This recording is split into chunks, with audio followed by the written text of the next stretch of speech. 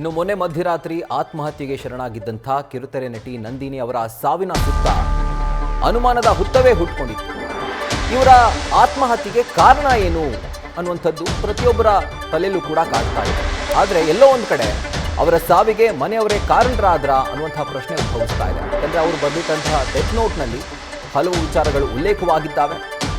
ಸರ್ಕಾರಿ ಕೆಲಸ ಇಷ್ಟ ಇಲ್ಲದೆ ಇದ್ರೂ ಕೂಡ ಪೋಷಕರು ಅವರನ್ನು ಒತ್ತಾಯಿಸಿದ್ರ, ಆಕ್ಟಿಂಗ್ ಬಿಡು ಅಂತ ಹೇಳಿದ್ದಕ್ಕೆ ಅವರು ಮನನೊಂದು ಸುಸೈಡ್ ಮಾಡಿಕೊಂಡ್ರ, ಎಲ್ಲ ಪ್ರಶ್ನೆಗಳು ಈಗ ಉದ್ಭವಿಸ್ತಾ ಇದೆ.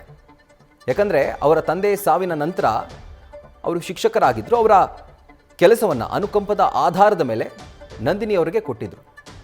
ಆದರೆ ಮನೆಯವರು ಕೂಡ ಯಾಕೆ ಆ್ಯಕ್ಟಿಂಗ್ ಎಲ್ಲ, ಇದು ಬಿಟ್ಟು ಸರ್ಕಾರಿ ಕೆಲಸ ಸಿಕ್ಕಿದೆ, ಕೆಲಸಕ್ಕೆ ಹೋಗುವಂಥ ಒತ್ತಡ ಹಾಕಿದ್ರ, ಅದಕ್ಕಾಗಿಯೇ ಮನನೊಂದು ನಂದಿನಿ ಈ ಒಂದು ದುಡುಕಿನ ನಿರ್ಧಾರ, ಕಠಿಣವಾದಂಥ ನಿರ್ಧಾರ ಕೈಗೊಂಡ್ರ ಅನ್ನುವಂಥ ಪ್ರಶ್ನೆ ಈಗ ಉದ್ಭವಿಸ್ತಾ ಇದೆ. ಆ್ಯಂಡ್ ಅವರ ಡೆತ್ ನೋಟ್ನಲ್ಲೂ ಕೂಡ ಈ ಒಂದು ಅಂಶ ಉಲ್ಲೇಖವಾಗಿದೆ. ಮನೆಯಲ್ಲಿ ಯಾರು ನನ್ನ ಮಾತನ್ನೇ ಕೇಳ್ತಾ ಇಲ್ಲ, ಸಾರಿ ಅಮ್ಮ ಅನ್ನುವಂಥ ಲೈನನ್ನು ನಂದಿನಿ ತಮ್ಮ ಡೆತ್ ನೋಟ್ನಲ್ಲಿ ಬರೆದಿಟ್ಟು ಸೂಸೈಡ್ ಮಾಡ್ಕೊಂಡಿದ್ದಾರೆ. ಇದರ ಕುರಿತಾಗಿ ಡೀಟೇಲ್ಸನ್ನು ಕೊಡ್ತಾರೆ ನಮ್ಮ ಪ್ರತಿನಿಧಿ ಶಿವಕುಮಾರ್. ಈಗ ಮನೆಯವರ ಒತ್ತಡನೇ ಎಲ್ಲೋ ಒಂದು ಕಡೆ ನಂದಿನಿಯವರ ಒಂದು ಸುಸೈಡ್ಗೆ ಕಾರಣವಾಯಿತಾ ಅಂತ? ರಾಹುಲ್, ಮೇಲ್ನೋಟಕ್ಕೆ ಪೊಲೀಸರ ತನಿಖೆಯಲ್ಲೂ ಕೂಡ ಇದೇ ವಿಚಾರಗಳು ಹೊರ ಬರ್ತಿರುವಂತದ್ದು. ಯಾಕಂದ್ರೆ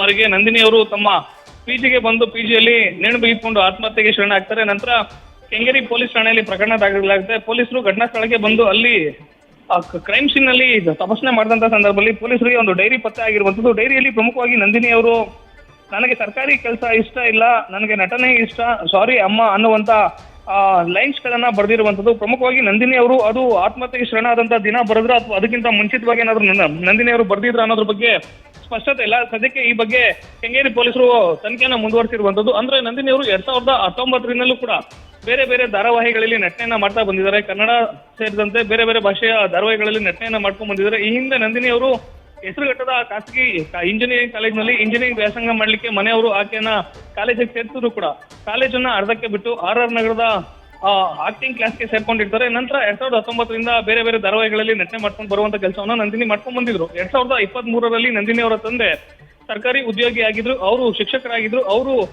ಉದ್ಯೋಗದಲ್ಲಿ ಇದ್ದಂತ ಸಂದರ್ಭದಲ್ಲಿ ತೀರ್ಕೊಂಡಂತ ಹಿನ್ನೆಲೆಯಲ್ಲಿ ಅವರ ಕೆಲಸ ಮಗಳಿಗೆ ಬಂದಿತ್ತು. ಅನುಕಂಪದ ಆಧಾರದ ಮೇಲೆ ಸರ್ಕಾರಿ ಉದ್ಯೋಗದ ಆಫರ್ ನಂದಿನಿ ಅವರಿಗೆ ಬಂದಿತ್ತು. ಆದ್ರೆ 2023 ಕೂಡ ನಂದಿನಿ ಸರ್ಕಾರಿ ಹುದ್ದೆಯ ಆಫರ್ನ ನಿರಾಕರಿಸ್ತಾನೆ ಬಂದಿದ್ರು. ಇದು ಮನೆಯವರ ಬೇಸರಕ್ಕೆ ಕೂಡ ಕಾರಣ ಆಗಿತ್ತು. ಸ್ವತಃ ನಂದಿನಿ ಅವರ ತಾಯಿ ಸೇರಿದಂತೆ ಕುಟುಂಬಸ್ಥರು ಹಲವು ಬಾರಿ ನಟಿ ನಂದಿನಿ ಅವರಿಗೆ ಸರ್ಕಾರಿ ಉದ್ಯೋಗಕ್ಕೆ ಸೇರ್ಕೊಳ್ಳುವಂತೆ ಒತ್ತಾಯವನ್ನು ಕೂಡ ಮಾಡಿದ್ರು ಅನ್ನೋ ಮಾತುಗಳು ಕೂಡ ಕೇಳಿ ಬರ್ತಾ ಇದೆ. ಆದ್ರೆ ನಂದಿನಿ ಕುಟುಂಬಸ್ಥರ ಒತ್ತಾಯಕ್ಕೆ ಸಾರಾಸಗಟಾಗಿ ನಿರಾಕರಿಸ್ತಾ ಬಂದಿರ್ತಾರೆ. ನನಗೆ ನಟನೆ ಇಷ್ಟ, ಯಾವುದೇ ಕಾರಣಕ್ಕೂ ನಾನು ಸರ್ಕಾರಿ ಉದ್ಯೋಗಕ್ಕೆ ಸೇರ್ಕೊಳ್ಳಿಕ್ಕೆ ನನಗೆ ಇಷ್ಟ ಇಲ್ಲ ಅನ್ನೋ ಮಾತುಗಳನ್ನ ಹೇಳ್ತಿರ್ತಾರೆ. ಇದೇ ವಿಚಾರಕ್ಕೆ ಸಂಬಂಧಪಟ್ಟಂತೆ ಇತ್ತೀಚೆಗೂ ಕೂಡ ಅವರ ತಾಯಿ ಬೆಂಗಳೂರಿಗೆ ಬಂದು ನಂದಿನಿ ಅವರನ್ನ ಭೇಟಿಯಾಗಿ ಮಗಳ ಮನವೊಲಿಸುವಂತ ಕೆಲಸವನ್ನು ಕೂಡ ಮಾಡಿದ್ರು ಅನ್ನೋ ಮಾಹಿತಿ ಸದ್ಯಕ್ಕೆ ಸಿಕ್ಕಿರುವಂತದ್ದು. ಆದ್ರೆ ಇದೆಲ್ಲ ವಿಚಾರಗಳಿಂದ ಮನನೊಂದಿದಂತ ನಟಿ ನಂದಿನಿ ಕಳೆದ 28ರ ರಾತ್ರಿ ಆಕೆ ಏನು ಆತ್ಮಹತ್ಯೆಯನ್ನು ಮಾಡ್ಕೊಳ್ತಾರೆ, ಅದಕ್ಕಿಂತ ಮುಂಚಿತವಾಗಿ ತನ್ನ ಸ್ನೇಹಿತನನ್ನ ಕೂಡ ಆಕೆ ಭೇಟಿಯಾಗಿ ಬಂದಿರ್ತಾರೆ. ಆತನ ಬಳಿ ಯಾವೆಲ್ಲ ವಿಚಾರಗಳನ್ನ ಚರ್ಚೆ ಮಾಡಿದ್ರು, ಆತನಿಗೆ ಏನಾದ್ರು ಆತ್ಮಹತ್ಯೆ ಮಾಡ್ಕೊಳ್ಳುವಂತ ವಿಚಾರವನ್ನ ತಿಳಿಸಿದ್ರ ಅನ್ನೋದ್ರ ಬಗ್ಗೆ ಸ್ಪಷ್ಟತೆ ಇಲ್ಲ. ಸದ್ಯ ಪೊಲೀಸರು ತನಿಖೆಯನ್ನ ಮುಂದುವರಿಸುತ್ತಾರೆ.